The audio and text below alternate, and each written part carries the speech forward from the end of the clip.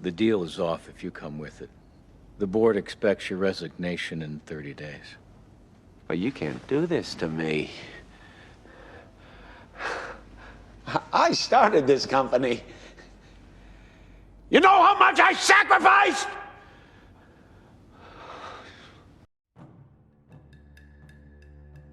I'm gonna be honest, man. His character has problems. His kit overall is fun and unique, but being one of Hoyoverse's unique characters, he suffers in areas other characters of his type don't. Let's start with his flight mechanic. Despite flying, he isn't as high off the ground as you would think. So he gets hit by attacks he shouldn't be getting hit by. And after getting hit, his recovery is at least over a second long. So often that sets him up to get hit again and die, because Catalyst users tend to not have the best defensive stat. Now, you know what that means? That second slot on the team is a shielder. You gotta put a wall up on this man if you want to if you want consistent damage uninterrupted. Don't get me wrong, you have other options like a freeze comp, but you get what I'm saying here. He needs to be able to either tank hits or freeze the enemies, no damage taken. Oh, but Wanderer has a dodge button in the air. Nah, nah, man. Oh boy, that cuts into his stamina. If you do enough hits, however, you get a free dodge, but that free dodge also comes with extra damage. So you want to dodge every time that free dodge comes up. You following me? So holding in that dodge is a DPS loss. It's irrelevant. Now, one of the great things about Wanderer is that he does solid damage from a distance. But enemies tend to charge him once they get hit, so if the enemies don't die in that short window while he's flying, he'll get smacked.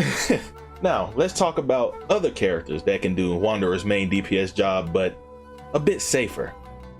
We have Shao with quick attacks, fast elemental skill, and in his ult, he jumps high above the enemies, avoiding hits while returning damage of his own on the way down. The only downside is that his ult drains his HP. We know this. So a healer would be nice to have, but if you're feeling adventurous, you probably don't need one if you can avoid the hits.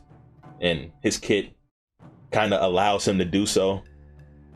Then we have Kazuha, who staggers larger enemies and lifts smaller enemies up in the air when he does his elemental skill and plunges afterwards to deal damage.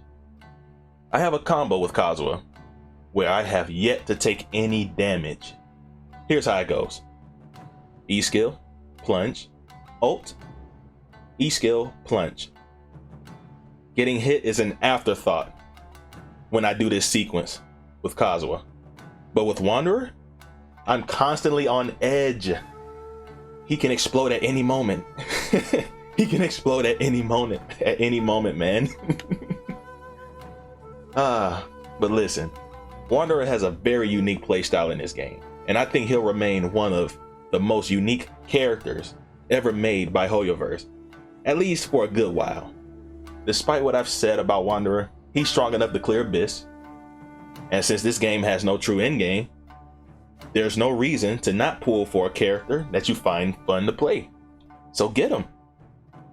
I at least guarantee he'll spice up your playthrough, because he's just that unique of a character. My man flies around like the Z Fighters. You can't tell me that's not cool, dog.